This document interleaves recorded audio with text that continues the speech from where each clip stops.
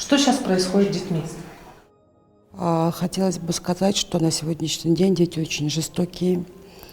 Жестокость в чем проявляется? Именно в плане общения друг с другом. Если раньше дети ругались, дрались, может быть, да, а сейчас вот все это происходит и летальные исходы. Я бы хотела отметить, что в первую очередь детей портит, да, может быть, это социальные сети, интернет, вот эти вот всякие видеофильмы, в которых есть сюжеты жестокости. Опять же, здесь важна роль родителей, которые должны работать с детьми. То есть в наше время родитель должен больше внимания уделять детям. И сегодняшние события из-за того, что нету между родителями связи, то есть родители не уделяют должного внимания. Я не хочу сказать, что все родители, но есть такие родители, которые не обращают, не то, что не обращают, они беседуют с детьми, не интересуются их бытом, что они хотят, как они должны себя вести, что они должны рассказывать. То есть доверительных отношений нет между родителями. И в связи с этим, плюс интернет, сотовые телефоны 24/7 рядом с детьми. И поэтому я думаю, что этот весь негатив берется с интернета, с сайтов запрещенных, да, которые у нас есть, которые не можем мы закрыть. И опять же воспитание именно родителей. И хотелось бы еще отметить, что на сегодняшний день вот именно профилактика по недопущению правонарушений, преступлений возложена по функциональным обязанностям на МВД. И в целом работа проводится, но одно ведомство с этим не может бороться, потому что здесь нужен системный подход.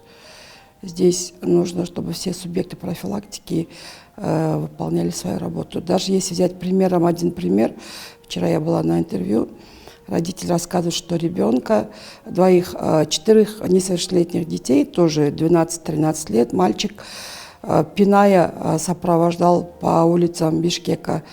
И вот тут же, опять же, безразличие общества тоже очень играет большую роль именно в жестокости детей. Я ранее указала, что наша обязанность – это в первую очередь приоритетное направление недопущения правонарушений со стороны детей и недопущения преступлений. Наша работа заключается именно в профилактике. То есть очень сложно работать инспектором ИДН в плане того, что сейчас очень много родителей, которые в свое время упустили воспитание своих детей, выводят ребенка и говорят: все, я не могу заниматься воспитанием, что хотите, то и делайте с моим ребенком. Это часто происходит. И в таких случаях тоже, ладно, в городе Бишкек мы можем куда-то оформить, да, есть детские дома временные, а именно в перифериях это ввести нужно, если, например, Баткен, какой-нибудь район, нужно ввести в столицу или даже в Центр профилактики правонарушений. У нас есть центр при службе общественной безопасности, в котором можно временно поместить ребенка. Очень сложности. И опять же, когда выявляется ребенок, которому некуда идти, родители отказываются, проблема их оформить. То есть мы, сотрудники ИДН, можем содержать ребенка только до 3 часов, до уточнения личности.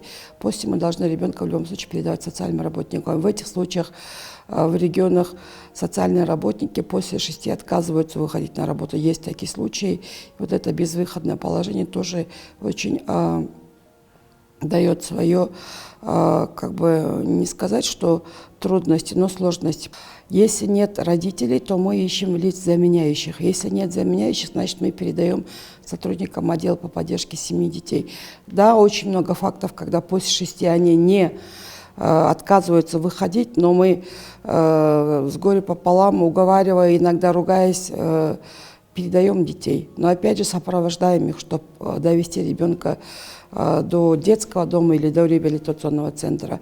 В любом случае мы, государственные служащие, должны позаботиться о них и, когда безвыходное положение, искать месте выхода и обустраивать данных детей. Я вот, сколько мы не проводим круглых столов, я вот на основании закона 60-го об основах профилактики, есть 9 субъектов профилактики. пока системного подхода не будет, именно проведения профилактических работ среди населения, среди детей, мы положительных результатов не добьемся. Поэтому здесь важна роль не только ведомства, которые являются субъектом профилактики, здесь важна роль родителей и обязательно общества.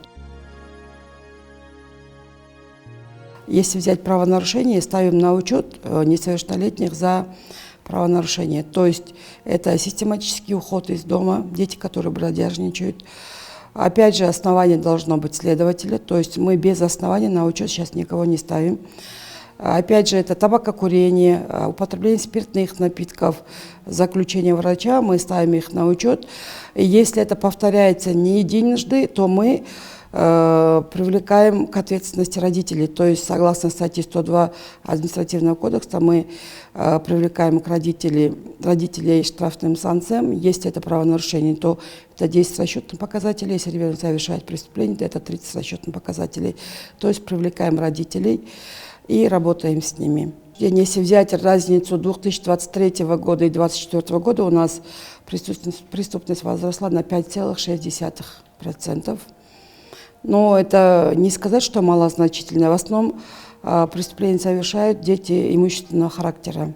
То есть кражи, есть незначительное количество разбоев и грабежей. Есть нанесение тяжких телесных повреждений. Почему они идут на такие преступления? Это нищета, может быть? Я не согласна с теми, что совершают преступления дети из неблагополучной семьи, социально не обеспеченные семьи, дети-мигранты, дети, у которых нет одного родителя, это нет. Мы делаем анализы, и сейчас совершают дети преступления из очень даже благополучных семей. Я думаю, дети совершают преступления из-за того, что нет особого должного контроля со стороны родителей, в первую очередь. А вторая очередь – это то, что нет доверительных отношений, я бы так сказала бы. Я понимаю родителей, да, они хотят обеспечить своих детей, одеть, обуть, накормить, в соответствии отправлять в школу, но именно вот это вот, беседа между ними, доверительных отношений зачастую не бывает. И дети, когда не разговаривают дома с родителем, когда не интересуются их бытом, ребенок ищет уже поддержку или тех людей, которые будут выслушивать его на улице. И этим методом они быстрее вливаются в какие-то непонятные и негативные кампании. Впоследствии всего они начинают уже разговаривать с ними, и некоторые из них в ком-то видят авторитет и начинают под их действием, под их влиянием совершать преступления, правонарушения. Со скольки лет несовершеннолетний, который признали виновным в преступлении, может быть приговорен к тюремному заключению? Вот смотрите, согласно Уголовному кодексу Кыргызской Республики, ребенок привлекается к уголовной ответственности с 16 лет. Но за тяжкие, особо тяжкие преступления, это вот убийства, разбой, грабежи с отягчающими, да, нанесение телесных повреждений, привлекается с 14 лет. Но опять же, если ребенок в 16 лет совершил преступление, например, кражу, да, в основном на основании статьи 28, если мне память не изменяет, Уголовного кодекса, проводят расследование и выводят из уголовного суда производства. Есть такие моменты. То есть если он первый раз совершил преступление, раньше не участвовал в никаких преступлениях, то есть опять же учитывать возраст малолетний. И поэтому на сегодняшний день именно гуманизация применяется как в отношении детей. Во время пандемии у нас был проект Центра исследования демократических процессов именно по насилию в отношении женщин и девочек. И вот тогда мы очень хорошо и славно поработали. Это были пилотные области. Это был Чуйская область, Ошская область, 2 района и Нарынская область. И вот там мы смогли снизить насилие в отношении детей. Почему? Потому что это были выездные встречи, разговаривали с детьми.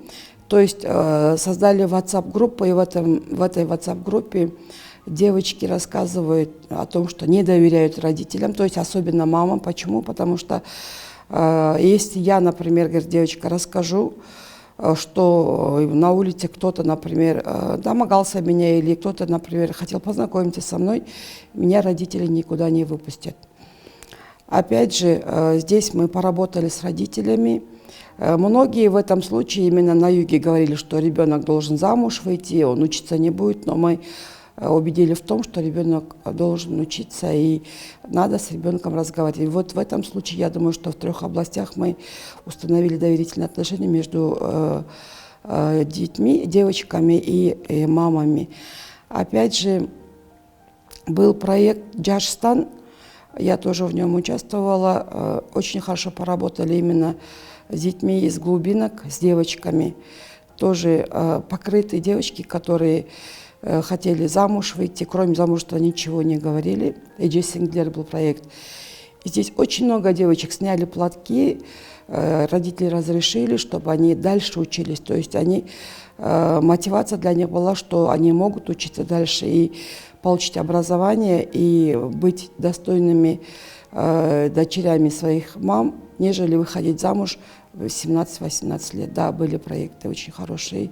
И опять же, мы вот именно центром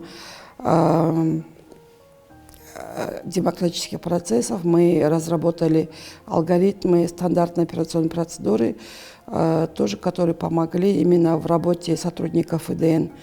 То есть это как бы методическая книга, в котором новый сотрудник, который приходит в милицию, уже знает, как применять этот стандарт именно в отношении беседы с детьми, которые подверглись насилию, и именно повышать качество своей профессиональной при работе с детьми.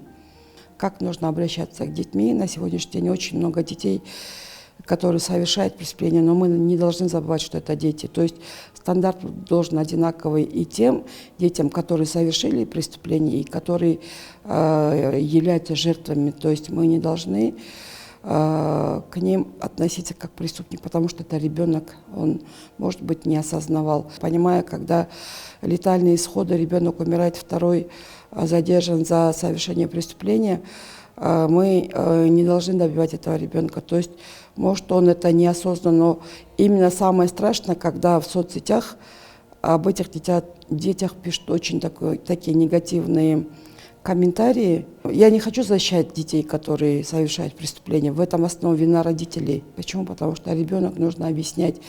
Но опять же, есть те моменты, когда случайная смерть детей.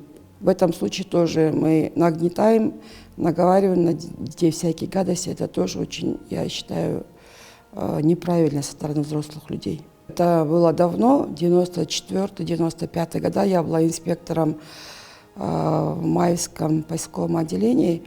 И не поверите, у меня дом через один были все дети, которые совершали правонарушения, употребляли спиртные напитки, курили. И в то время у нас был детский воспитательная колония, то есть школа. И спецшкола, хотела сказать, специальная школа для детей, которая находилась в Беловодске. И у меня был один парень, которого я в то время был неуправляемый, по которому плакала колония, и чтобы не совершил он преступление, я этого ребенка, там нескольких детей было, оформила в эту спецшколу. В данной спецшколе получали образование электрика, сантехника, плотника. И вот не поверите, когда я в один прекрасный день, это года, наверное, 5 или даже 7-8 лет назад, я вызвала сантехника, приходит один парень, то есть 2 парней. Как раз у меня форма висела в прихожке. Заходит такой: о, командир, здравствуйте. А я и не поняла, думаю, что такое. А потом он говорит: помните, говорит, вы меня в спецшколу оформляли? А потом я его вспомнила, такой хулиганистый мальчик был. И он мне говорит: вот благодаря вам, говорит, хорошо, что, говорит, вы меня отправили в спецшколу.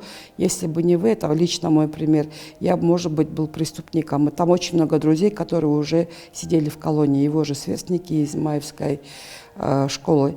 И вот он сказал, что у него 2 детей, работает сантехником. И вот этот случай меня прям вдохновил, и что я хоть одному ребенку помогла, который стал человеком. Вот это вот из моего личного примера. А так, если взять примеры, например, в Иссык-Кульской области, в Волжской области, есть такие сотрудники, девушки, я бы сказала, да, которые действительно вот этих вот девочек, которые ушли из дома, у которых нет родственников, вплоть до оказаниями им медицинской помощи, помогают им, они встают на путь исправления, некоторые даже, я помню, в Иссык-Кульской области учатся за границей и благодарят сотрудников, есть такие. Даже в прошлый раз я была год назад на Иссык-Куле, ребенок работает на автовокзале, и подучетник моей подчиненный, который исправился, стал на путь исправления и прям здоровается с ней как с родной сестрой. И благодарит, что она помогла ему, когда ему было тяжело, и не дала пойти на кривой путь. То есть помогла ему стать хорошим человеком. Таких историй много, да? Вот Очень много. Помогает детям не сломать тут свою судьбу. Вы знаете, вот когда инспектор ЕДН женщина, у нее подход более такой, как матери, как сестры. И даже есть парни, которые, да, помогают, но в основном, да, очень много таких случаев, когда именно, это, наверное, материнское сердце, наверное, очень много случаев, когда, да, действительно помогают, есть такие случаи. Была такая семья, женщина с 4 детьми, самому маленькому, по-моему, 8 или 9 месяцев было. И вот мы раньше проводили рейды именно журналистами вечернего Бишкека, выезжали на места. И вот при проведении рейда мы, когда зашли домой, дети были одни. Старшей, наверное, было лет 5, и самому младшему ребенку где-то 8 месяцев, 9. И он ползал. Вот когда мы пришли, родителей не было. Мама, естественно, она зачастую употребляла спиртные напитки, но очень неблагополучно себя вела. Мужа не было, по-моему, 4 детей от разных мужей. И когда мы пришли, ребенок ползал прям на глазах, поймал букашку и съел прям с пола. Но она еще такая сухая была или живая, не помню. Вот мы не успели ее предотвратить. И вот этот случай, когда я увидела, она в основном, мама находилась в свалке, где мусорная свалка, она там собирала мусор, не знаю что, выходила, продавала и якобы кормила своих детей. Я вот тогда помню, что я поймала первый встречный КАМАЗ, по-моему, это большая машина была. А в свалку невозможно было без сапогов пойти, потому что, знаете, да, городская свалка. Я туда приехала, нашла эту женщину. Я вот помню, я ее за шкирку взяла и вот прям в эту машину запихала под сиденье. Привезли ее, мы ее лишили родительских прав. Детей отобрали, и дети выросли в детском доме. Вот такой страшный случай был, который я не могла забыть. До сих пор не могу забыть этот случай. А был еще случай в Маевке селе, когда мы пришли, женщина была пьяная, спала, а ребенок, вот голодный ребенок, тоже года нет, просто тупо сидел с ребром, я не знаю, это ребро свинины или баранины было, вот сырое мясо грыз. Вот такой случай тоже был. Это был еще 95-й. 94 год. Бывает, что они потом встают опять-таки на правильный путь и восстанавливают родительские права? В тех случаях они не восстанавливали родительские права. Но я хочу сказать, что в тех случаях, вот одна семья была, где вот это мясо грызли, старшая дочка выросла очень такой перспективной, очень хорошей девочкой, которая имеет свою семью. Я иногда ее вижу, она говорит: я вот как мама не хочу. Она прям любит и прям к детям относится очень хорошо. Есть такие случаи, да. Зачастую вот те дети, которые выросли вне любви, в неблагополучной среде, они, наоборот, более стараются быть лучшим примером для своих детей и давать любовь своим детям. Работой министерства, вот на сегодняшний день мы говорим, что нужен новый подход, что с детьми нужно разговаривать иначе. Да, сейчас век технологий.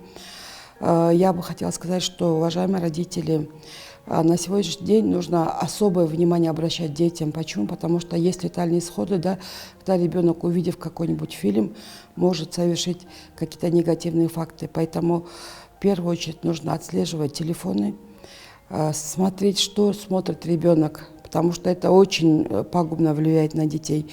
Опять же, между родителями и ребенком должно быть доверительное отношение. То есть ребенок должен доверять родители должны уметь выслушивать ребенка, рекомендовать.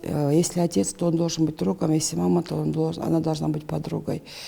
И опять же, с ребенком после школы хотя бы 10-минутное уделение внимания на ребенка. То есть наши родители в основном довольствуются тем, что ребенок пришел со школы здоровый, нигде у него синяков нету, никаких порванных одежд нет, этим довольствуются. Это я бы хотела бы сказать, чтобы они побольше разговаривали. И опять же, для детей, для родителей, для вообще общества у нас есть очень хорошие видеоролики. Вот именно поведение ребенка, например, девочки на улице, как должен себя вести ребенок, мальчик тоже на улице. Есть комиксы, есть рекомендательные видео для родителей. То есть родители в повседневной жизни не замечают то, что когда даже в гости к нам приходят с детьми, есть такие моменты, даже вот эти вот дети этих гостей начинают домогаться до наших детей. А когда это уже родителям говоришь, родители не хотят об этом слушать. Поэтому посмотрите наши видеоролики. И самое главное, хочу сказать родителям, давайте побольше любви детям. Когда ребенок растет в любви, он не будет проявлять агрессию на улице. И самое то, что контролировать детей нужно. А вот так вот говорить, что он не хочет разговаривать или не хочет мне рассказывать, это уже безысходное положение. Тогда уже надо психологом работать, потому что дети в основном замкнутые, они не хотят рассказывать. Поэтому доверяйте детям, рассказывайте свою историю молодости, рассказывайте, как вы жили, как вы учились, какие моменты были.